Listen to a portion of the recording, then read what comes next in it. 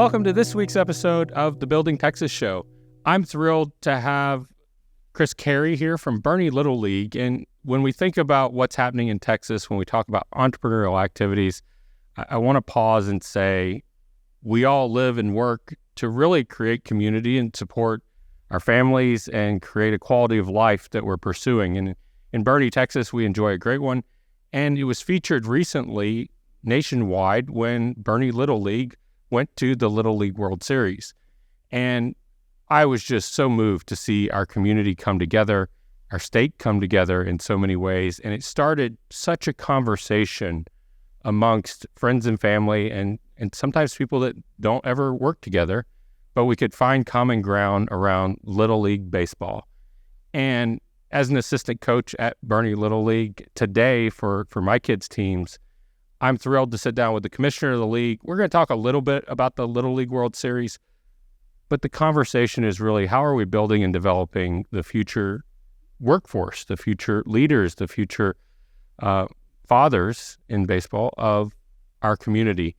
And we do that through volunteering. We do it through being involved, and sports is a big piece of that. We're focused on baseball today, but if you're a basketball coach, a soccer coach, you're making an impact on a child's life, and it's not your child. It might be part of that, but it's really many kids across a team. So, Chris, thank you for joining us today, and congratulations on all the success. Let people know, what is it like to be a commissioner at Boerne Little League?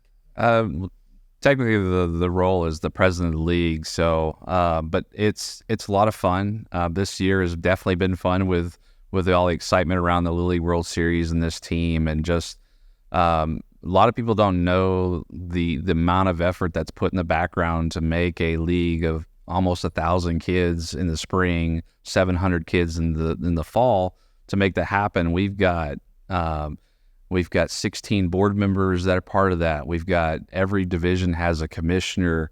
They have a player agent, and there's just a lot of people that are involved to make this happen. So for me, at leading this organization and working with these individuals on a daily basis to provide a good product of baseball and softball, and then to end up where we ended up, it's pretty awesome. So really enjoy volunteering my time and really around baseball and softball and teaching life lessons and developing leaders, young leaders and the coaches as well. Because it's just a lot of fun. 1,000 kids going through a program is huge. And then you break it into the logistics of practice times, game times, limited field resources, things that I know in our community have been a hurdle. But we wouldn't have done the Little League World Series without all 1,000 kids, without a league that is operating and functioning year after year, because it wasn't, we're going to go to the Little League World Series this year. We had to build on that success. How does that work? The business of Little League and working with like the city on the field offices or on the field alone, what does that relationship look like, and how's it paid for? So the relationship with Boerne Little League in the city is probably the best it's been in a long time. And I say this just from the continuous communication between us and the city. It's paid for through registration fees. Essentially, I think it was 2017, they enacted some youth sports ordinance, and basically it's, if you're inside the city limits of Boerne, it's $10. If you're outside the city limits of Boerne, it's $50. So on average, we spend about $80,000 a year, not reserving, but having a contract that allows us to use the fields through like time periods. So for the spring, it's March 1st to May 31st, and then also throughout all-star play.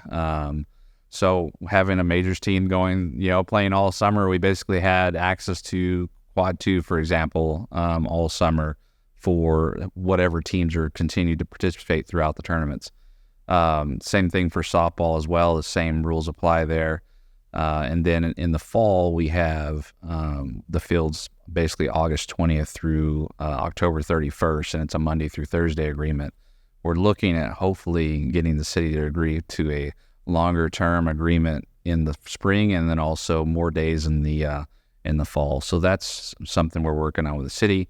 Fields are obviously a premium around here. Yeah. So if you're listening, they want to build fields, feel free, call me. So you would encourage a need in our community to Yes. maintain quality of life is someone either privately investing in the land and development for future fields, or some sort of city-county relationship that would create more fields.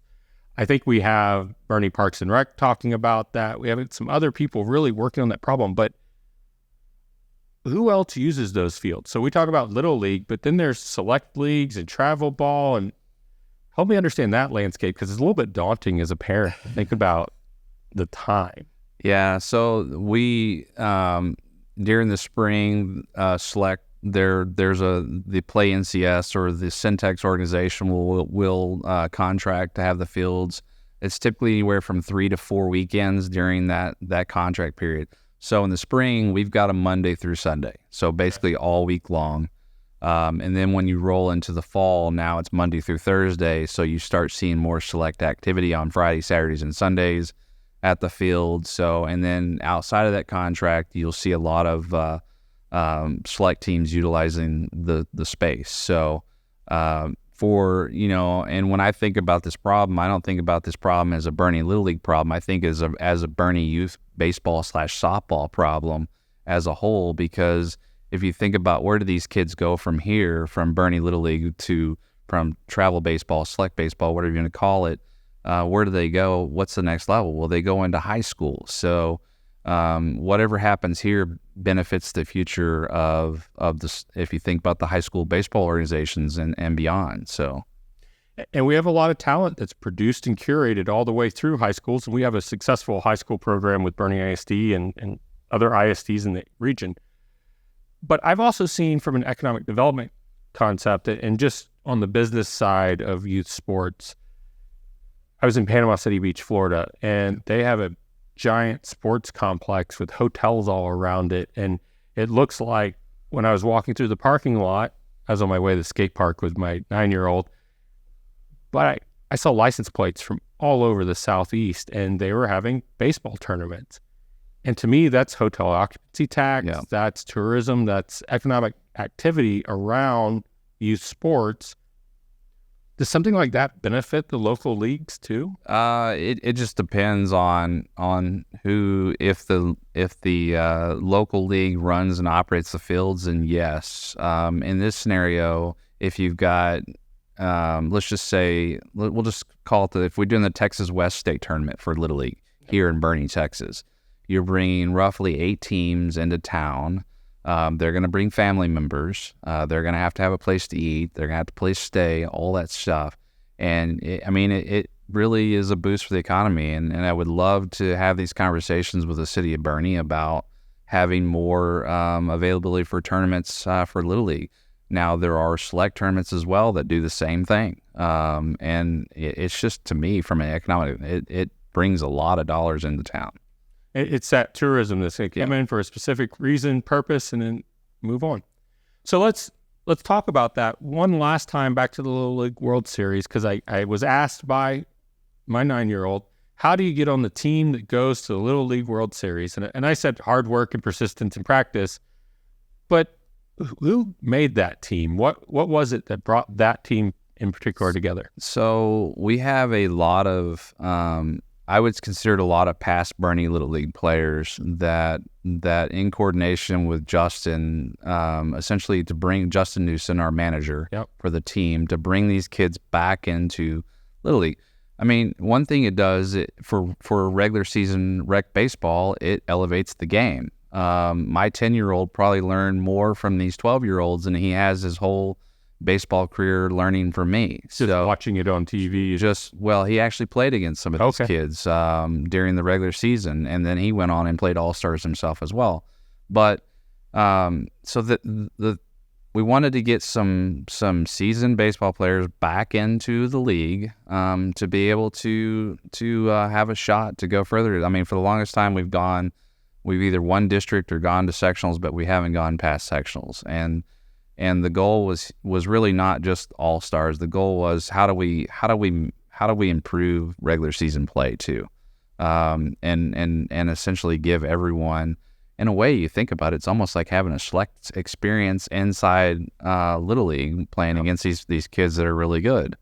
And then from there we do in-season, I'm not going to call them in-season evaluations, but essentially watching the players throughout the season and how they play and perform, and then doing our best to put the best team together that's going to give us the best shot. We're probably one of the few teams in the Little League World Series that had 2 kids that were full-time Little League players, and I'll call them out, Gage Stubing and Ben Burkhart. Yep. Never played select baseball. So that goes to show too that just because, you do live in the world of select baseball, you're going to have to, what you said, perform and give it your all and be a good team player in order to be part of it. So consistency and discipline. And that's what I love about baseball in particular. The idea, if you've never watched a baseball game and kept a scorecard, I don't know that you've ever really experienced baseball. Yeah. Because when you start doing what we did in the 40s and 50s of keeping score, looking at every hit, you realize that it's a game about every pitch. And it's a new game every time. And for my son in particular, that was an important lesson for him to shake off the previous bad pitch, move on. It's every time, every place. And what an important lesson for kids to learn, whether you're in T-ball or select, the lesson's still the same. Yep. You're learning it in your peer group, kids on the field, and you're learning it in a relatively safe place. And I want to commend all of the coaches, the volunteers that put into these leagues across the country. It's a commitment. And then if you're a head coach, you're in the logistics meetings, you're in all of this, and then there's the expectation of apps, and then there's parents and everything that goes with it. And I love the Game Changer app because I had a diligent coach that put every stat in it, and I could go home and show my son, hey, here's where you're really improving game after game. Look at the stat line. But that's somebody giving of their free time to make that a reality. So coaches make a difference. Parents make a difference. How does Boerne Little League really find those volunteers, and then how do you make sure they're the right volunteers for that role? It's a great question. And I've been on the board for this a little over 2 years now. One is the vice president, and now the president of the league, and it's really just advertising essentially. Hey, we need head coaches, we need assistant coaches, we need team parents, whatever the case may be. And I have a good feeling probably in the spring we're actually going to start not necessarily turning away coaches, but we're going to be a little more selective. And it's all about this Positive Coaching Alliance mission that we're on, and really producing the best for the kids, meaning bringing the best coaches to the table that are going to have the development mentality and not the win at all cost mentality, and really just focusing on the kids' development versus did I win today's game? And I even have that message as a head coach to my parents is, hey, don't expect us to win. I'm going to make us competitive, which is going to give us that opportunity to win. But I'm also going to focus on all 12 kids' development, all 11 kids, however many kids I have on the team. I'm going to focus on their development. I'm not going to focus on the top 6. I'm going to focus on all the kids, and that's the mentality we want. Is like we don't want to have a kid that's new to the sport and that essentially gets left behind because there's eight kids on the team that is where we spend our focus on. And it's not all about the end of the season, the all-star play. That's the icing on the cake, but it's really about the regular season play and just, really spending time on the kids and developing them, make them into good baseball players and even better teammates, right? Well, we just kicked off the fall ball season, and you and I, we played against each other last week, and we were sharing an experience that every time we kick off a new season, we always have one child that is maybe coming into kid pitch, never seen baseball bat before, really new, fresh, probably just moved to the community, and we've got to welcome them in, and we've got to build their mental toughness, because it is hard for that child, in this case 8, 9, 10 years old, to walk out on that field for the first time knowing everybody else has swung a bat, or thinking everyone else has swung a bat. Yeah. And it's brave for those kids to do it. It's hard for the parents to know how to encourage, and it's the coaches that really fill that gap in so many ways. And so again, just want to celebrate people that volunteer, and then celebrate the programs you put in. So the Positive Coaching Alliance, it was helpful for me to go through. As a coach, you have to go through training, you have to go through a background check. There's some safety elements that are just the reality of our world today. Yeah. I've seen it similar in scouting and other youth organizations. But that focus on coaching, the focus on the language that's used, how we develop the child. We don't need pitchers at 8 years old throwing 1,000 pitches. Tommy John by 10 is not recommended. But I've seen coaches, and in my childhood sports, I had extreme coaches like that, where the science just hadn't been explained yet. And I think we have a lot more to work with. And Positive Coaching Alliance is a good example of how the adults in the room can really step up to the next level and hold other adults accountable for language. The audience or the stands can be negative sometimes, but I've seen the coaches stop the game and say no, or ask people to leave. And I think we as a community need to be willing to do that. Absolutely. I mean, it's all of that is what makes it makes baseball not fun, or makes softball kind of, that's the negative that we want to take out of the picture, because you see that. You can go to a select tournament and you'll see a lot of that. You'll see it at our fields occasionally. I'll say probably the last year from my perspective, is a lot of that negativity's gone down, meaning I hear more coaches, speaking more of the pick me up language versus the tear me down language, more of just the positive encouragement to the kids, waiting until they come off the field and having those conversations versus yelling at them while they're on the field. And that's one thing you'll never see me do, is you'll always see me pull a kid aside after an inning, a half inning's over, and just having that conversation with the player, just to really, one, to say, hey, it's okay to make mistakes. Yeah. Two, let's reset and refocus and try to get past that, because a lot of kids, it's tough for them to get over something. If they made a mental error or whatnot, it's tough for them to get through that, and then to be able to be ready for the next play. And it's just something you have to teach the kids, like, hey, it's okay.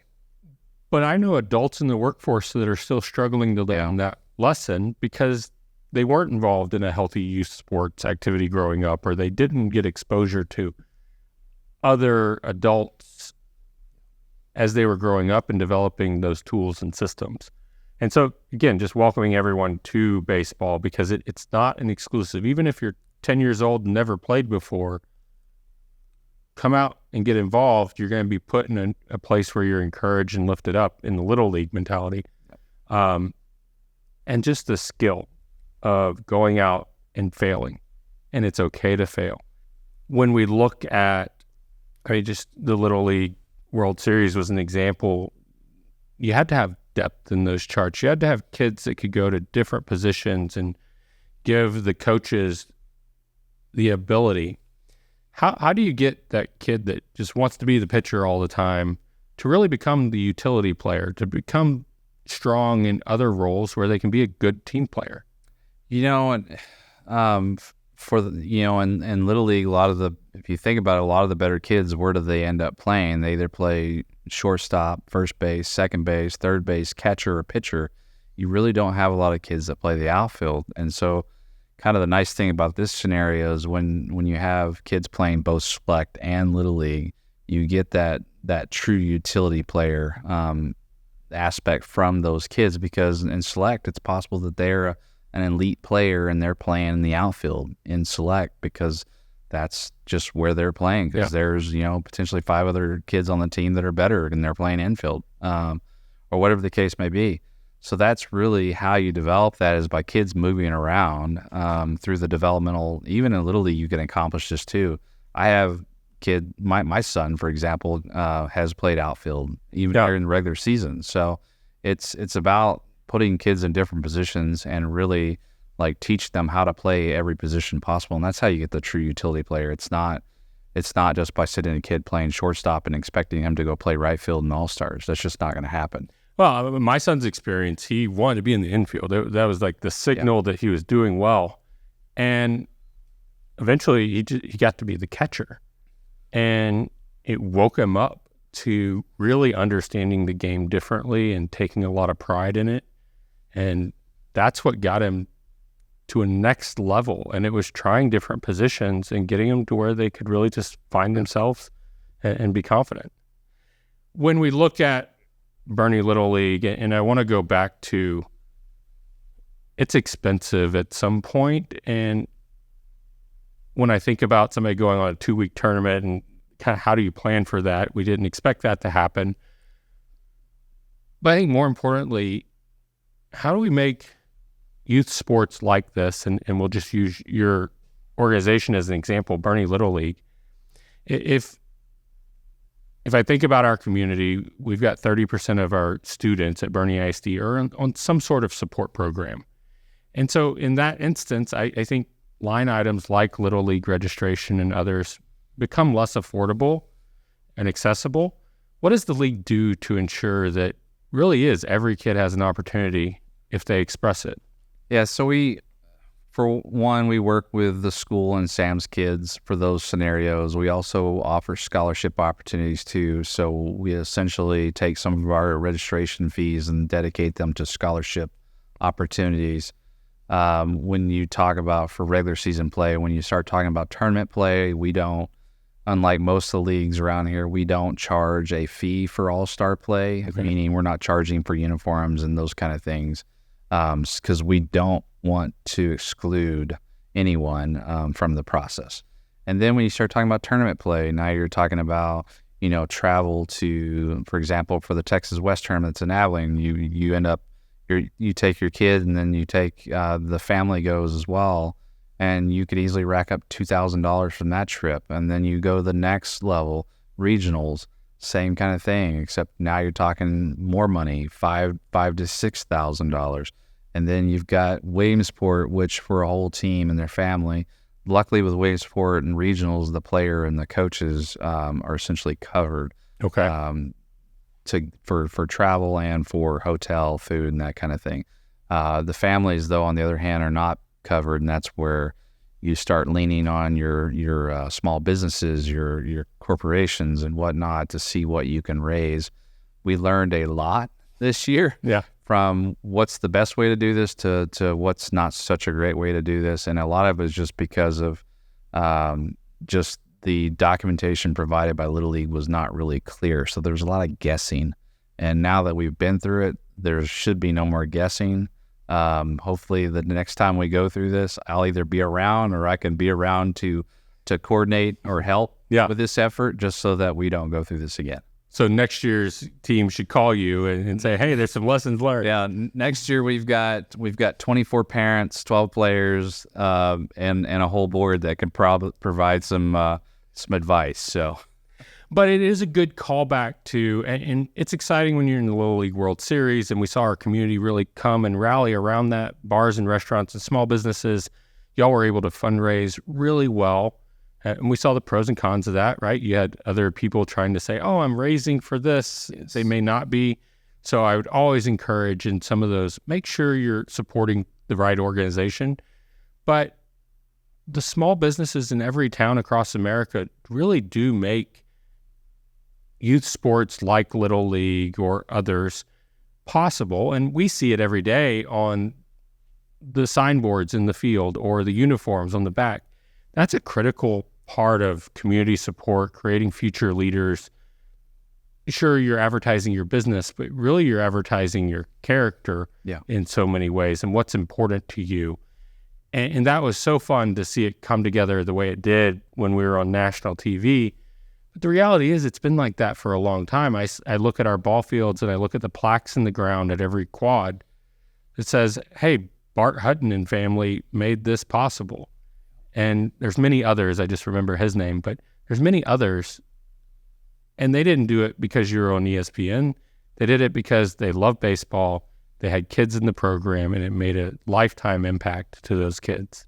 Yeah, and if you go out there today, most of the field signs that you see in the outfield are sponsors that sponsored before we were even in Williamsport. So we have amazing small businesses in Boerne, Texas that step up and put their name on a sign, which in turn helps a scholarship opportunity or helps an improvement to something at the fields, whether it's equipment or the batting cages, or I don't know, a lot of people don't know this, but we own a Bower Field, which is a 60-90 old high school minor league baseball field that's off of Johns Road. So we use those funds to essentially keep that field up.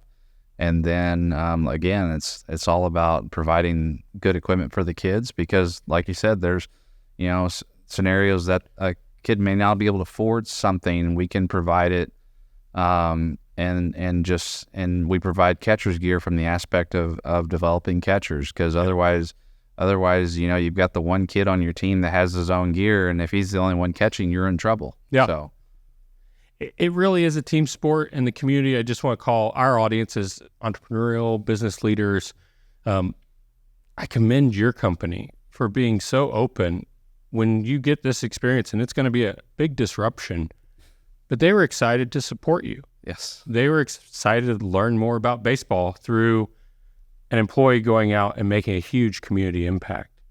yeah. I mean, it was awesome when I said, hey, in August, I'm probably going to be taking 2 weeks off and heading to Williamsport, and I was like, is that okay? Oh yeah, absolutely. I mean, that's kind of the joys of working remote as well. I do go in the office a couple of days a week, and then I work the remote the rest. And obviously today I'm working remote because here I am. But it's awesome that companies are willing to support volunteerism throughout. And I mean, I've been doing this for almost 3 years, and they've supported me the whole time, to the point of with 3M, they provide dollars to the league for my board service. Yeah. I know since we've spun off into this new company, they are working on the same process too. So they even put money towards this kind of opportunity as well for their employees. So it's just awesome that there's employers out there that do this. And I mean,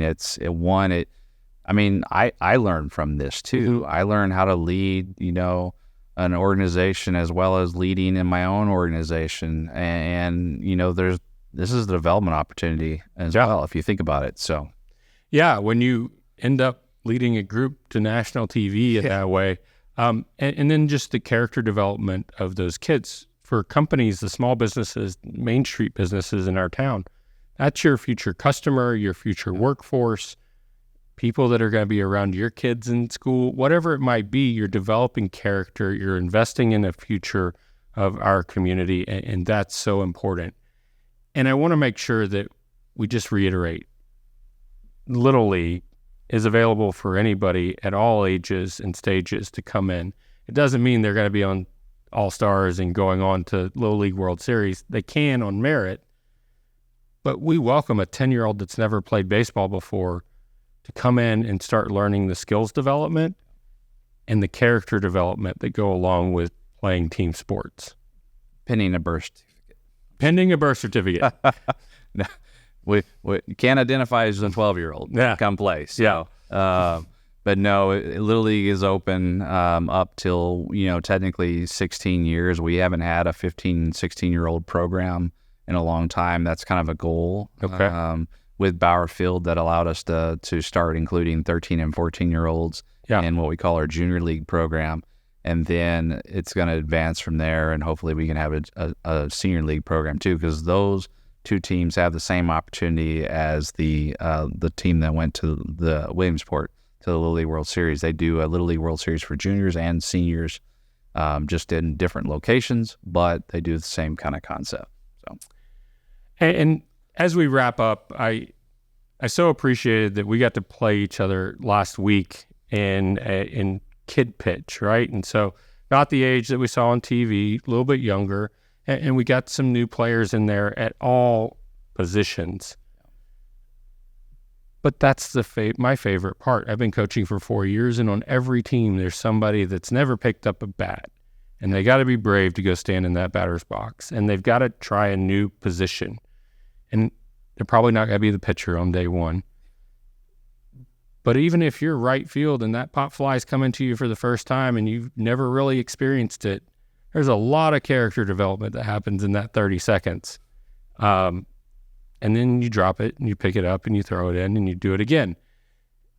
I love that experience as an adult, seeing the kids grow and then hearing their parents circle back and come to you and say, oh, wow, this coach made such an impact on my son or daughter at this stage. And the call to the community is keep supporting all of the leagues. We all need volunteers, the right volunteers. And y'all put some great programming into it to ensure that the right people are in the room. It's safe for the kids to go out and play and learn, and that they're going to be built up in this positive coaching alliance. And I'm thrilled to hear that next year we'll be rolling it out for parents. Yep. Because I still say the most difficult thing for me to watch in this environment is parents living through their kids at the little league level.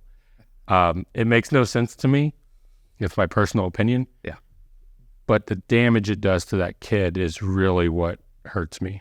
Yeah. Well, I mean, they expect perfection. Yeah. And it is, like we talked about earlier, it's a game of failure. I hate to use the game of failure. It's a game of opportunity. Yeah. For the kids and help as a parent, helping the kids through those moments. It can either steer them in the right direction or the wrong direction. They could be terrified in the box, or they could go to the box the next time and be ready to take another hit by pitch or whatever the case may be. What's cool about being in Little League and coaching, and it's not the wins. It's none of that. It's the messages you get after a game. After the game that we played, the starting pitcher was starting to dislike baseball somewhat. Yep. And after the game, I got a cool text from his mom about how he will not stop talking about the fact that he got to pitch, and he had 6 strikeouts. Yep. He's I don't know if he's 9 yet. He may be still 8, but he pitched like 40 pitches or whatever. But anyways, he was disliking the game of baseball, and now that's all he talks about every day. So to me, that's what's awesome about the game. It's not the wins. It's really like, what are you passing on to the kids that they can use today, tomorrow, and in the future, in their life. So. Well, and I just the one experience that I want to talk about on the Little League World Series that I watched on national TV was the game of baseball happened. You had 4 pitchers in an inning, essentially. And that means you had to move those players around. That means you had to be ready. And it means that I think the youngest person on the team had to step into a very high-pressure situation, and we saw him meet that in a really incredible way. And what I'll be thrilled to watch is in 20 years when he comes back and says, this is what I learned in that moment. You know, that kid will probably be teaching those lessons to the same age or older in the future. I see Caleb as, in my mind, a coach. Yeah. Whether it's at the high school, collegiate, or whatever level, that kid is going to be relaying his or telling his story to kids way in the future. So, but for that entire team to step into a stadium of 26,000 people, a national TV audience, a whole town at home, encouraging. Yeah, I was nervous. I would be too. I'm nervous now, reliving it. No, that's it. I mean, I just being those kids and being in that scenario with that many people yelling around them, and just to keep their composure and to play their heart out. It was amazing to see. So, well, as we wind down the conversation, you're a volunteer leader of a 1,000-person organization that had great success this season. We'll see what next season brings, but it is a commitment from the community to make it happen over and over again, to have all the volunteers, to have the kids show up and register and want to play. And then to see the small business and other business support come in, it's a testament to how we're building a future of leaders, of discipline, of access. And then I just want to say thank you to you and all of the volunteers that support the organization. If you're a parent at home thinking about it, look for organizations that have programs like the Positive Coaching Alliance that are really going to help you become a stronger volunteer, improve the quality of life, and make it a safer experience for the kids to come in and find those opportunities. And if they're really lucky, end up on a national stage, but it's never the goal. It's always just a benefit. Yeah, that's that. Where they ended up was icing on the cake for sure. And you know, we need volunteers to step up. And you know, there's a scenario like, I just don't know if I have the time to do it.